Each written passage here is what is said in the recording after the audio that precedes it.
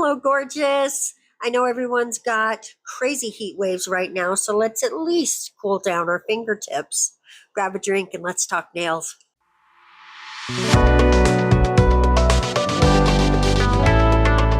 Hello, everyone. Welcome back to my channel. As I fumble this polished bottle, let's start over. Hi, everyone. My name is Gigi, and this is Glam Tones. We're going to start with a very cool, beautiful blue. It's sort of a medium blue, and as you can see, blowing in the fan breeze there is a little bit of transfer foil.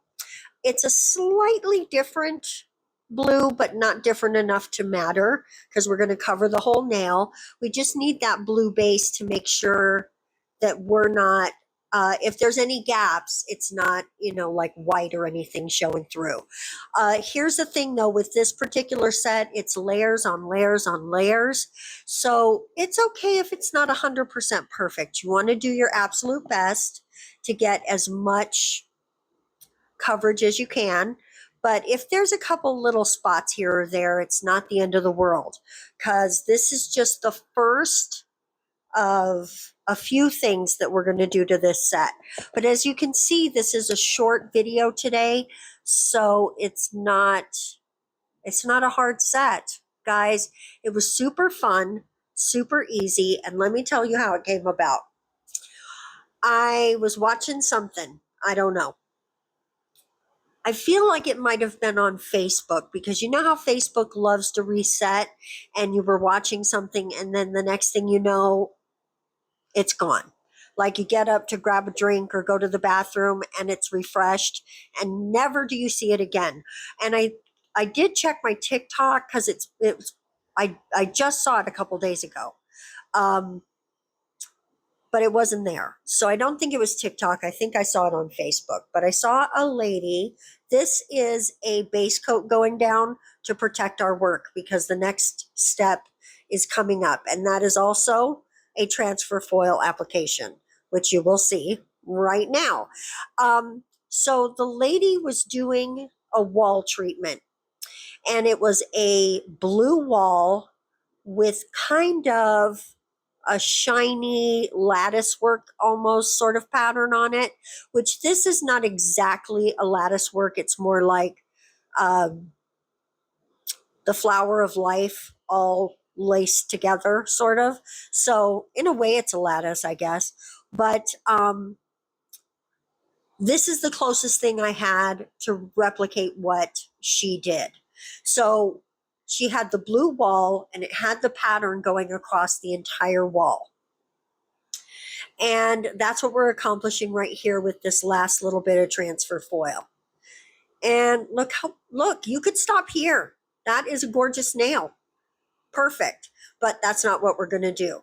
Then, and I don't know if I know she was still working, so I don't know if the black was going to stay on the wall or not.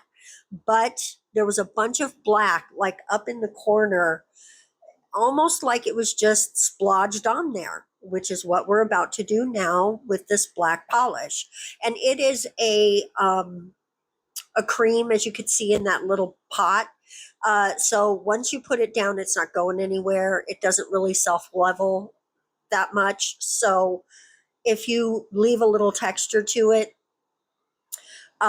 if you want to see it, just add a lot more texture. You don't really see it so much in my nails because I went with a shiny top coat, but that's because I did that shiny black or blue background. But anyway, to mimic what I saw her on the wall have, like you could see one big wall, it was blue and it had the pattern on it, and up in the corner coming down like into the middle of the wall was the black. And she was still working, so I don't know if the black was coming off or what.